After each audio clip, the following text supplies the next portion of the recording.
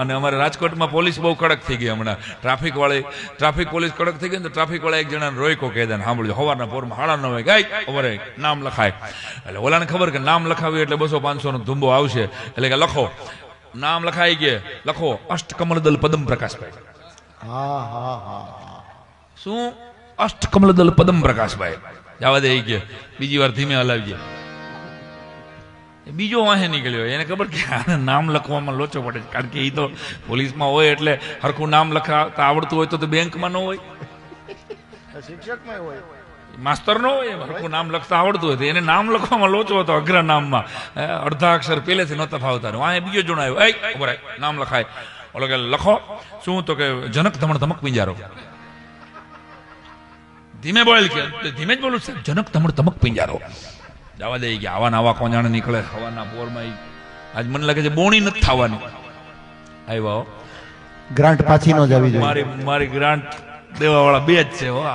આને તો જે સૂટ પહેર્યું છે, વાહ દોસ્ત વાહ. તો જનક ધમણ ધમક પિંજારો. ત્યાં ત્રીજો નીકળ્યો, ઉભો તું રહી ગયા. ટ્રિપલ સવારી 3 જણા. ક્યાં જાશે? 3 ટ્રિપલ સવારી ક્યાં? એને બ્રેક મારી ગયેલા. ચોથો ક્યાં ગયો? ચોથો તો ચાલુમાં ઉતરી ગયો. તો વિચાર કરો. નામ લખાય એટલે એને નામ લખાયું. લખો નારગુંડ પારગુંડ ઇટ્ટુ સ્વામી બિટ્ટુ. નારગુંડ પારગુંડ ઇટ્ટુ સ્વામી બિટ્ટુ રામકૃષ્ણ ચિન્ન સ્વામી મુથુવેલી અય્યર. તો ઓલા લાકડી હતી ને ફેરવીને કીધું કે 2 નાખીને કે તારા ફૈબાના નામનો 800 રૂપિયાનો મેમો ફાડું. આવું નામ હોય ગયા. નારગુંડ પારગુંડ ઇટ્ટુ સ્વામી બિટ્ટુ ચિન્ન સ્વામી મુથુવેલી અય્યર. આનું લગ્ન ગીત આવે જયદેવ તારે રાજને વિમલ મહેતા ને. આના લગ્નમાં એ વીરને ચરી ભરેલા, એમાં તારે નામ લેવાનું.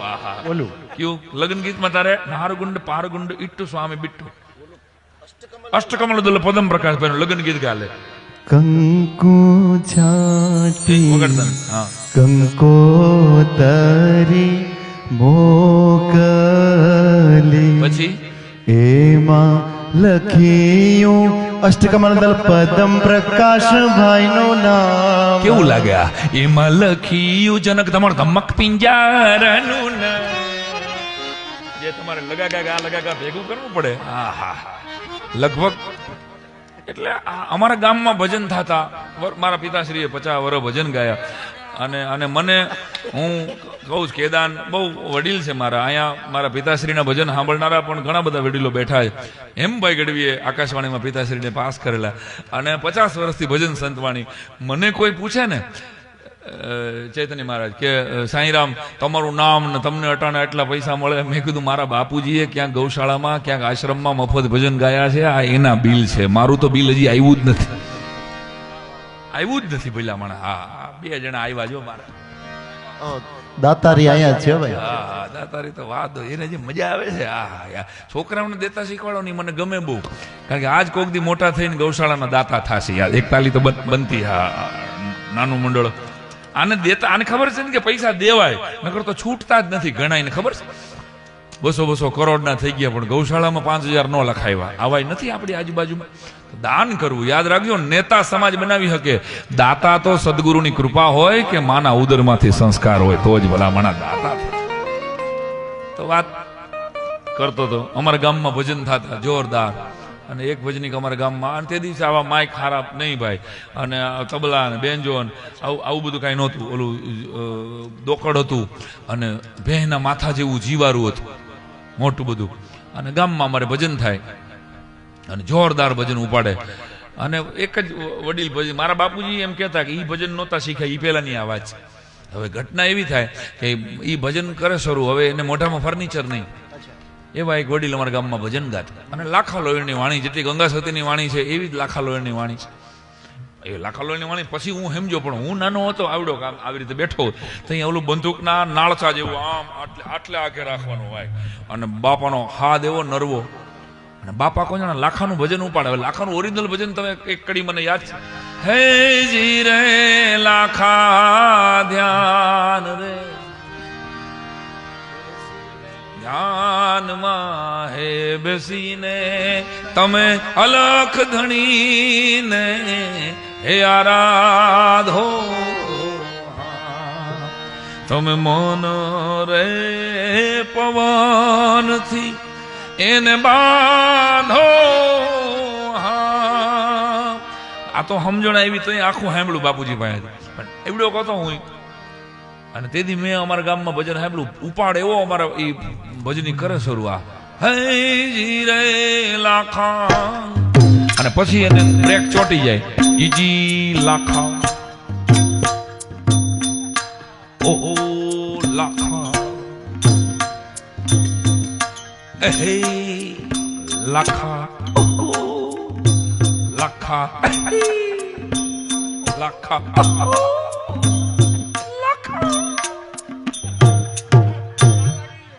સા લાગ્યો દરવાજામાં આંગળી આવી ગઈ હોય ને, લાખા 400 વાર લાખા આવે, 400 જણા હામાં બેઠા હોય, બાપા આંખ ખોલે ને તો 2 જણા વૈધા હોય જેનું મૂંગણ હલવાનું હોય. અને ભાઈ ગામમાં બધા બીજેથી પટી ઉતારે, હા આવા ભજન આવશો ને આના કરતા ગુજરી જવું જોઈએ તમારે જવાય. અને આને લાગી ગયું ભાઈ,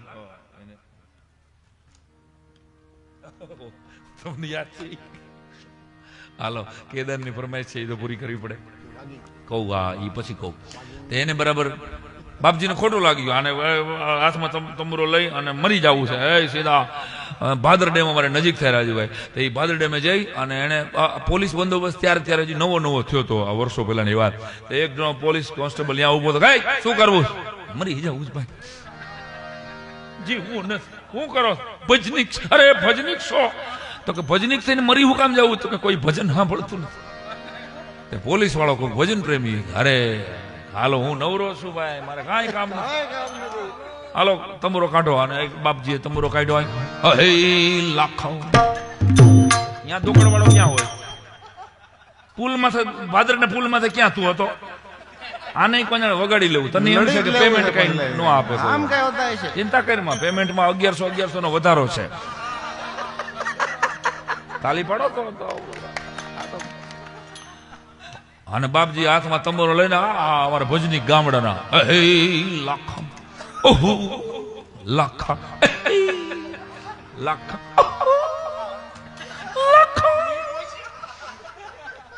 અડધી કલાક પછી બાબાએ આંખ ઉગાડીને તે પોલીસ વાળો પાણીમાં તરતો. રાજુભાઈ પોલીસ વાળા નક્કી થઈ ગયું કે આવા ભજન સાંભળવા આના કરતા ગુજરી જવું જોઈએ. અને હે ઓપેરામાં ગાતો ને એવી ફિલિંગ આવે મને. હવે કેદાને જે યાદ, આમ તો કીર્તિભાઈ ને હું ને કેદાન અમે એક ડાયરામાં ભેગા હતા, ત્યારે આ વસ્તુ ભજન છે ને ભલામણ છે, ભજન ઠપકો છે. એની એક વાત કહીને પછી મારે આગળનો પછી ગાવું નથી કાંઈ, મારે મુદ્દો કહી દઉં તમને. આ અમારા ગામડામાં આવી જ રીતે ભજન, પેલા તો દાડાના ભજન થતા ને ભાઈ, પૈસા ક્યાં હતા યાર, લોકો પાસે નહોતા. અને કલાકારો પાસે મારા બાપુજી એમ કહેતા કે અમને ગાંઠિયા ખવડાવ્યા છેલ્લે, ગાંઠિયા છે ભાઈ, પેમેન્ટ હતું જ નહીં, ભજનની મજા હતી ખાલી. એવા ભજન મારા બાપુજી. અને એક પેઢી છેલ્લી હજી છે ગુજરાતમાં, સૌરાષ્ટ્ર. તો હવે ગામડામાં ભજન અને દાડાના ભજન હતા. અને સૌરાષ્ટ્રમાં તો 12 દી દાડાના ભજન થાય, તમને ખબર છે? 40 ગાડલા હોય અને 80 મહેમાન હોય, એટલે આખી રાત ભજન હલાવવાના હોય. આ એમાં અમે બધા બહાર પીડ્યા, કારણ કે અમને પહેલો મોકો જ દાડામાં મળ્યો હોય. હા રાજ ને જયદેવ ની તો આ નવી પેઢી છે ને એને સીધા સ્ટેજ મળ્યા છે, બહુ મોટી વાત કહેવાય ને ભાઈ. નવા પેઢી અમારી શરૂઆત બધી મને ભીખારામ બાપુ એક એવું થઈ ગયા, બિલિયાળા વાળા, એ મને ભેગા લઈ જતા ચૈતન્ય મહારાજ. ત્યારે મારા રાતે 10 વાગે ભજન શરૂ થાય, 8 રાઉન્ડ આવતા બોલવાના, 8 રાઉન્ડ અડધી કલાકના. હવે એમાં જોક્સ તો બોલાય નહીં કોઈને, બાપુજી વૈયા ગયા હોય, બહુ સારું મારા બાપા વૈયા ગયા, આમ જો કોઈના બા વૈયા ગયા હોય, બધા એકદમ હોગિયા મોટે બેઠા હોય, અને મારે રામાયણ અને મહાભારતના પ્રસંગો કહેવાના. એમાં તૈયારી થોડીક થઈ. કહેવાનો અર્થ સૌરાષ્ટ્રમાં મૃત્યુ પાછળ ભજન કરવાનો રિવાજ છે. એટલે મારું એવું માનવું છે કે સૌરાષ્ટ્રની ધરતીની તાકાત તો છે જ, પણ ભજનનું એક રેડી સ્ટેજ છે કે ગમે એવો નાનો ભજની કે બહાર પડે ને તો ભલામણ અહીંયા ભજનમાં એને બોલવા મળે. અને પધારો પધારો.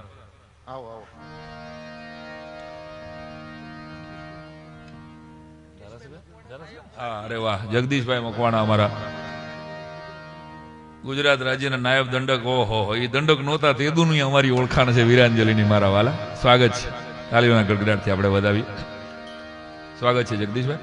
સુરેન્દ્રનગરમાં બહુ સરસ મજાની વીરાંજલિ જ્યારે થઈ હતી ત્યારે 30-40 માણા આ ભાઈબંધે ભેગું કર્યું હતું ત્યારે.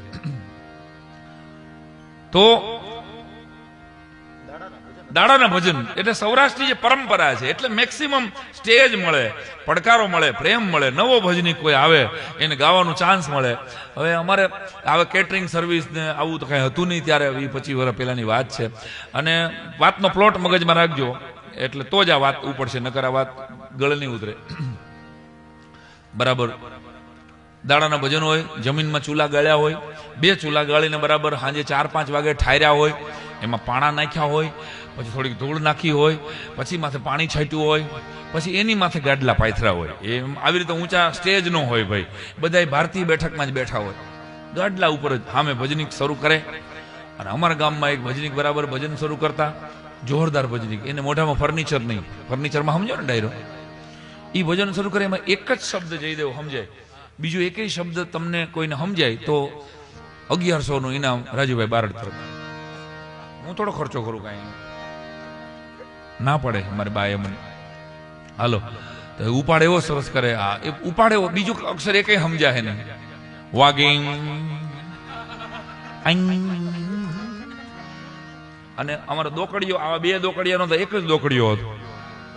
અને એ બજેટ ટૂંકું હતું ને ભાઈ, 2000 નો તો જન્મ જ નહોતો થયો ત્યારે, એટલે પકુંબા કચીક ભૂંબા કચીક પકુંબા કચીક ભૂમ, આ એક જ તાલ હતો. જેટલા ભજની કઈ ગાવું હોય એટલે એ આ એક જ તાલમાં વગાડ, પકુંબા કચીક ભૂંબા કચીક પકુંબા કચીક ભૂમ, આ એક જ ધીમું વગાડ્યા. એટલું બધું ન હોય દાડામાં જોર. બે આ પટી કાઢ નાખ તો ઓરિજિનલ વાગે. પકુંબા કચીક ભૂંબા કચીક ભૂંબા કચીક, આ એક જ, બસ ઉભો રહે, શાંતિ રાખ. આ એક જ તાલમાં, કારણ કે દોકડીઓ એક જ, અને દોકડીઓ કહેતા, દોકડીયાને એક જ તાલ આવડતો હોય. આમાં જેટલા જેસલ જાડેજાનું ગાવું હોય, ગંગાસુતીનું ગાવું હોય, લાખાલાનું, જે કાંઈ તમારે બજેટ એકનું જ છે પેલા. હવે કેવી કઠણાઈ થાય. અને અમારા ગામના બાપા એ ભજન શરૂ કરતા, વાગિંગ વાગિંગ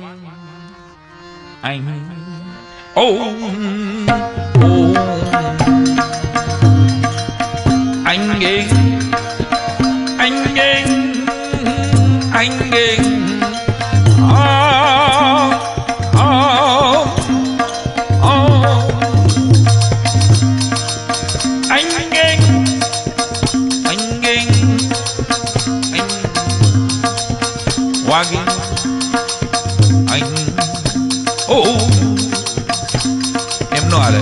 અને 2 કડી પૂરી થઈ જ તમારે પડકારો દેવો પડશે તો આગળ હાલશે, ત્રીજી કડી નામાચરણે નહીં આવે.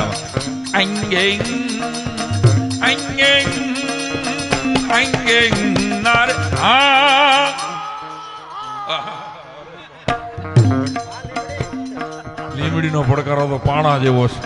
જ્યાં સુધી તમે લોકો હા હા હા 3 પડકારો નહીં દો ત્યાં સુધી આ એકનું એક ભોજન 3 વાગે લગી હાલવાનું.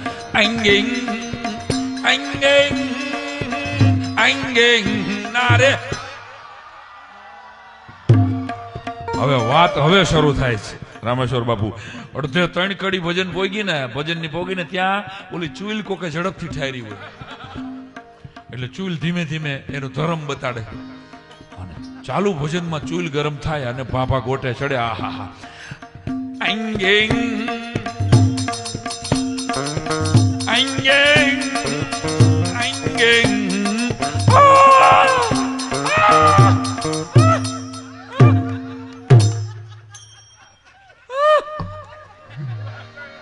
હવે તાલી પાડો લ્યો એ તારે.